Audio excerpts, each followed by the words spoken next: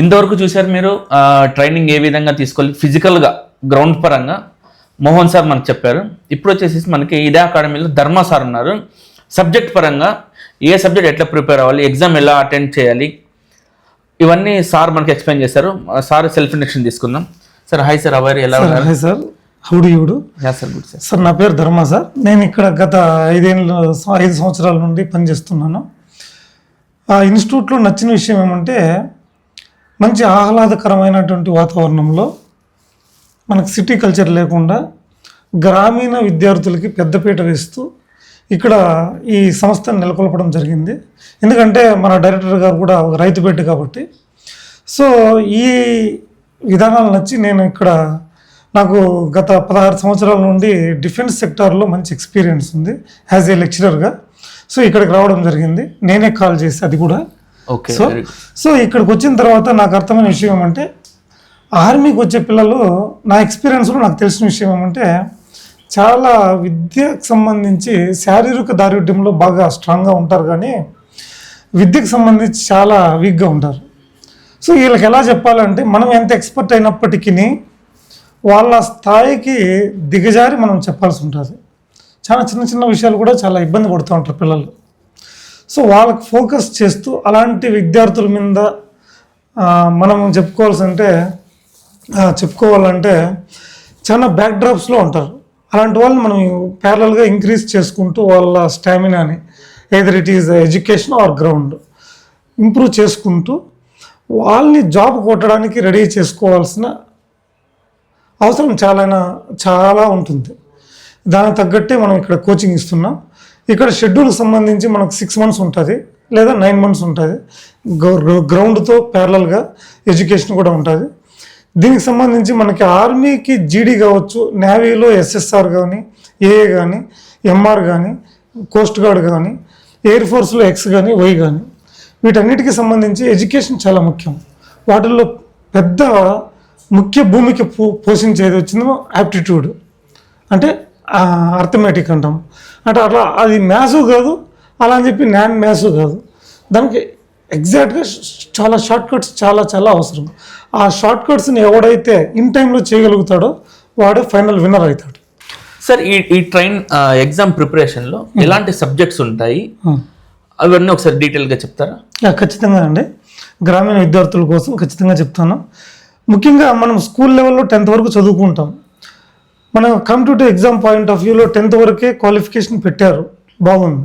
But 10th వరకు మనం చదివిన మ్యాథ్స్ మనకి ఇక్కడ పనికొస్తుందా అంటే ఎస్, ఖచ్చితంగా. బట్ అక్కడ 10th క్లాస్ వరకు మనం చేసే టైమింగ్ ఏదైతే ఉందో అది ఖచ్చితంగా ఇక్కడ పనికిరాదు. ఇది కాంపిటేటివ్ ఎగ్జామ్ పాయింట్ ఆఫ్ వ్యూలో మనం టైం సెన్స్ ఖచ్చితంగా పాటించాలి. అక్కడ 2-3 minutes తీసుకుంటే ఇక్కడ 30 to 20 secondsలో కంప్లీట్ చేయాల్సి ఉంటుంది. దానికి మనం ఏం చేయాలంటే దానికోసం మనం ప్రవేశపెట్టిన కోర్సే ఎస్పెషల్లీ ఎస్ఎల్ఎన్ డిఫెన్స్ అకాడమీలో ఒలింపియాడ్ కోర్స్. వాడు నాన్ మ్యాథ్స్ అయినప్పటికీ ముఖ్యంగా 17.5 to 23 కాబట్టి మ్యాక్సిమం పిల్లలు అభ్యర్థులు మనకి ఇంటర్మీడియట్ చదువుతూ ఉంటారు. కొంతమంది సిఈసి బ్యాక్గ్రౌండ్ ఉంటారు, కొంతమంది హెచ్ఈసి బ్యాక్గ్రౌండ్ ఉంటారు, 100% ఎంపీసీ ఉండరు. సో ఖచ్చితంగా మ్యాథ్స్ అనేది కొద్దిగా ఇబ్బంది పడుతూ ఉంటారు. అలాంటి వాళ్ళని కూడా 100% రిజల్ట్ ఇవ్వడానికి మనం చాలా ఉత్కృష్టతతో చాలా కష్టపడి ఒక 5,000 క్వశ్చన్స్ ఉండే ఒక బుక్ని తయారు చేసాం.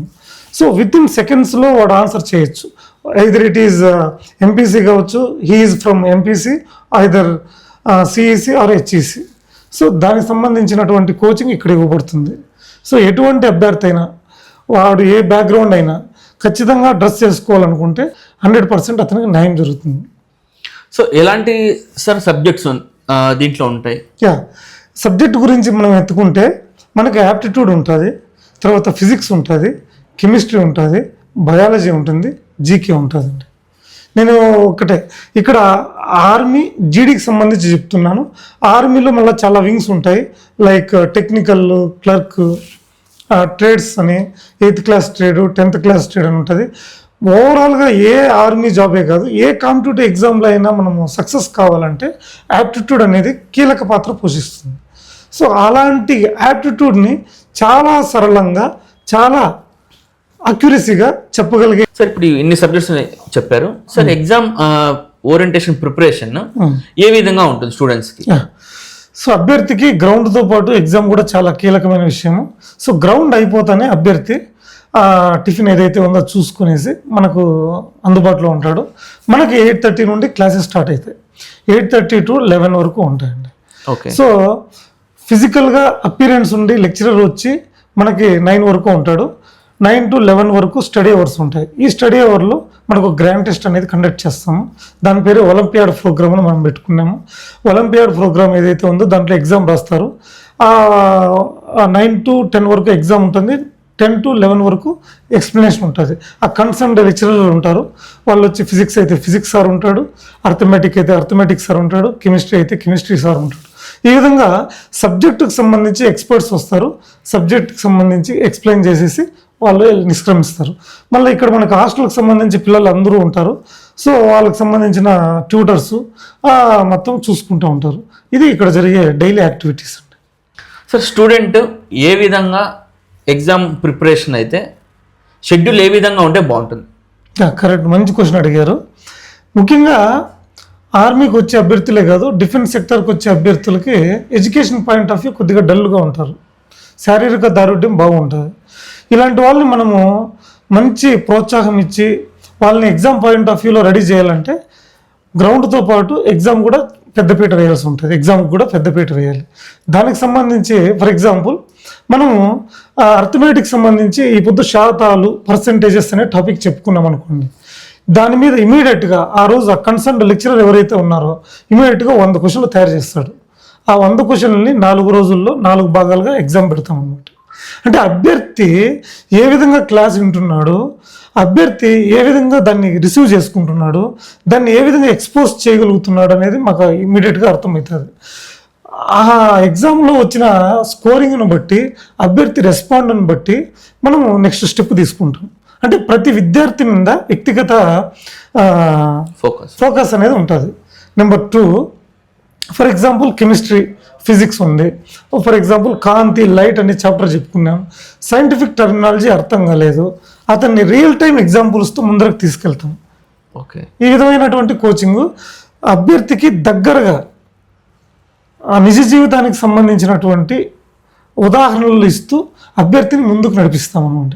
అలాంటి ఎడ్యుకేషన్, అలాంటి ప్రణాళికతో ఇక్కడ. సార్ ఇప్పుడు స్టూడెంట్ సబ్జెక్ట్ క్లాస్ అటెండ్ చేస్తారు, ఎగ్జామ్ ప్రిపేర్ అవుతారు, ఇంకొద్దిగా స్కిల్ ఎగ్జామ్ అటెండ్ చేయాలంటే ఏ విధంగా మీరు సజెస్ట్ చేస్తారు స్టూడెంట్కి? షూర్.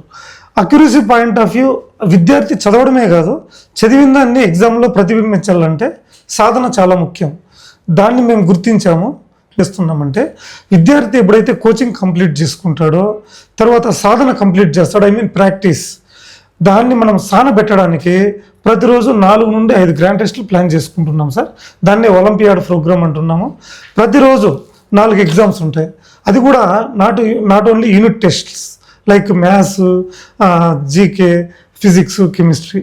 ఓవరాల్గా మనకు ఫైనల్ ఎగ్జామ్ ఏ విధంగా ఉంటుందో 50 క్వశ్చన్లు ఏదైతే ఉంటాయో అదే విధమైన ప్యాటర్న్, అదే విధమైన టైమింగ్ను పాటిస్తూ ఈవెన్ ఓఎంఆర్ షీట్స్, అది ఆఫ్లైన్ అయితే offline, like for example TA, అది ఆన్లైన్ అయితే లైక్ అగ్నివీర్కి సంబంధించి ఎయిర్ ఫోర్స్ కావచ్చు, నేవీ కావచ్చు, ఆర్మీ కావచ్చు, ఎస్పెషల్లీ ఆర్మీ, అదే విధమైన ప్యాటర్న్ని, అదే టైమింగ్ని మెయింటైన్ చేస్తూ ఆ 4 ఎగ్జాముల ద్వారా అభ్యర్థి యొక్క సామర్థ్యాన్ని ఇన్స్టిట్యూట్ గమనిస్తుంది, ఖచ్చితంగా పరిగణలోకి తీసుకుంటుంది.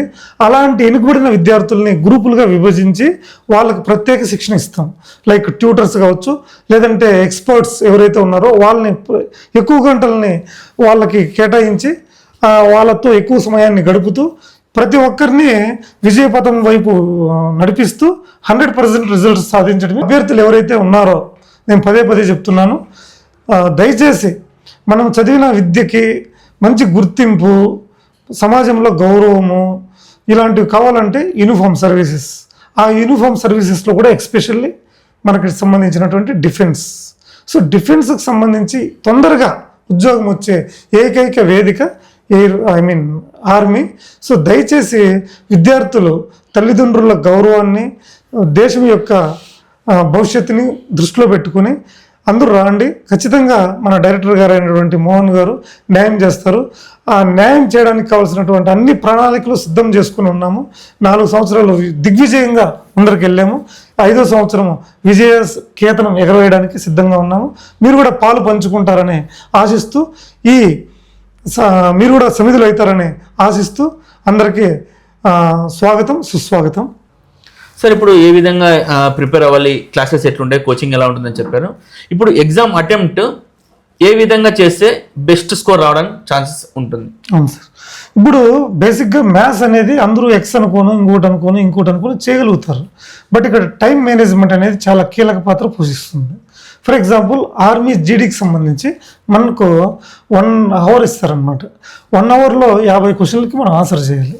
సో ఈచ్ క్వశ్చన్కి మనం 1 అవర్లో 60 నిమిషాలు 50 క్వశ్చన్లు. సో చాలా టైం తక్కువ అనిపిస్తుంది. అంటే ఏళ్ళ మైండ్ సెట్కి సంబంధించి ఎవరైతే ఆర్మీకి ప్రిపేర్ అవుతున్నారో వాళ్ళకి సంబంధించి. సో అలాంటప్పుడు ఖచ్చితంగా షార్ట్కట్లు మనం అప్లై చేయాలి. షార్ట్కట్లు అప్లై చేయాలంటే వాడు ఓన్గా ప్రిపేర్ అయితే కాదు. సో ఖచ్చితంగా గైడెన్స్ ఉండాలి. అది కూడా ఫుల్ ఫ్లెడ్జ్డ్గా ఉండాలి. షార్ట్కట్ చెప్పడం ముఖ్యము, చెప్పిన దాన్ని వాడు ప్రాక్టీస్ చేయడం చాలా ముఖ్యం. ఆ ప్రాక్టీస్ చేయడానికి స్టడీ అవర్స్ కావచ్చు, ఎక్కువ టైంని ఎడ్యుకేషన్కి కేటాయించడం కావచ్చు. ఇవన్నీ మనకి ఇన్స్టిట్యూట్లో జరుగుతాయి. ముఖ్యంగా 32 మార్కులు వస్తే ఎగ్జామ్ క్వాలిఫై అయినట్లు. ఈ 32 మార్కులతో జాబ్ వస్తుందా అంటే లిటరల్లీ అది కాదు. ఖచ్చితంగా 60+ ఉండాలి. 60 క్వశ్చన్లు అంటే 30 బిట్లు పెట్టాలి. 30 బిట్లు పెట్టాలంటే యాప్టిట్యూడ్ 15 క్వశ్చన్లు, సైన్స్కి సంబంధించి 15 క్వశ్చన్లు, రీజనింగ్ సంబంధించి 5 క్వశ్చన్లు, జీకే సంబంధించి 15 క్వశ్చన్లు, మొత్తం 50 క్వశ్చన్స్ మార్క్స్. సో 100 మార్క్స్కి మనము 60 మార్కులు తెచ్చుకోవాలంటే అభ్యర్థి సొంతంగా ప్రిపేర్ అయ్యి తెచ్చుకోవడం అసాధ్యం. సో ఖచ్చితమైనటువంటి గైడెన్స్, ఖచ్చితమైన కోచింగ్ చాలా అవసరం. అలాంటి వాటికి మంచి వేదిక SLN defence academy. Not only SLN defence academy, coaching అయితే తీసుకోవాలి. అది మీకు న్యాయం చేసే సంస్థలో తీసుకోండి. నేను మీ ముఖంగా చెప్తున్నాను అభ్యర్థులకి. సార్, ఇప్పుడు ఎగ్జామ్లో ఎంతవరకు నెగిటివ్ మార్క్స్ ఉన్నాయా? మనకు అగ్నివీర్ వచ్చిన తర్వాత ఒక 2-3 ఇయర్స్ 3 బ్యాచ్లకు పెట్టారు. రీసెంట్గా అభ్యర్థుల కష్టాలు, చాలామంది క్వాలిఫై కాకపోవడము, సో పోస్టులు మనం అనుకున్న విధంగా ఫిలప్ కాకపోవడం వల్ల తీసేశారు.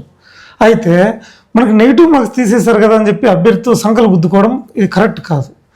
ఎప్పుడైతే నెగిటివ్ మార్క్స్ తీసేశారో కాంపిటీషన్ ఇంకా పెరుగుతుందని అభ్యర్థి గమనించాలి. ఖచ్చితంగా ఇప్పుడు ఈ కోచింగ్ తీసుకోవాల్సిన అవసరం చాలా ఉంది. నెగిటివ్ మార్క్స్ ఉన్నప్పుడు మనకి స్క్రాప్ అంతా వెళ్ళిపోయే అవకాశాలు ఉంటాయి. నెగిటివ్ మార్క్స్ లేవు కాబట్టి లాటరీలు వేసేది ఎక్కువ ఉంటుంది. లాటరీ వేసినోడు సక్సెస్ అయ్యే రేటు చాలా తక్కువ ఉంటుంది.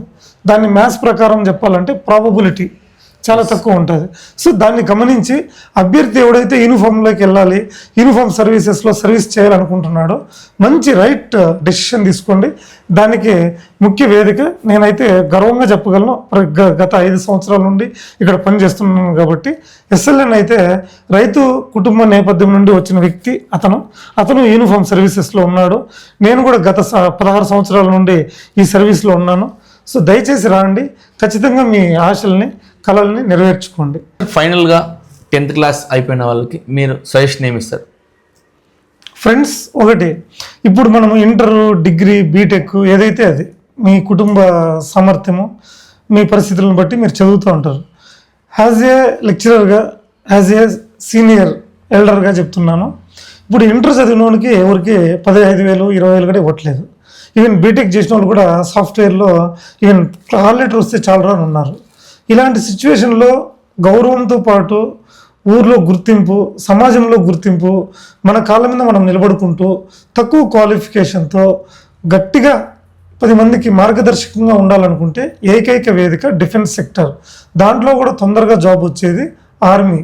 సో ఎవరైతే విద్యార్థులు ఉన్నారో శారీరకంగా, మానసికంగా స్ట్రాంగ్గా ఉండే విద్యార్థులు ఈ ఉన్నతమైనటువంటి వేదికని అలంకరించాలనుకుంటే మంచి ఇన్స్టిట్యూట్ని, ముఖ్యంగా మన రైతు మూలాల నుండి వచ్చినటువంటి ఇన్స్టిట్యూట్ని ఎన్నుకొని ఖచ్చితంగా కష్టపడండి. ఖచ్చితంగా సక్సెస్ రేట్ అనేది భగవంతుడు మీకు ఇస్తాడు. సో దీనికి కావాల్సింది ఒకటే, డిసిప్లైన్, అక్యురసీ, కన్సిస్టెన్సీ. ఈ 3 ఎవడైతే ఉంటాడో వాడి జీవితంలో కూడా పైకి వస్తాడు.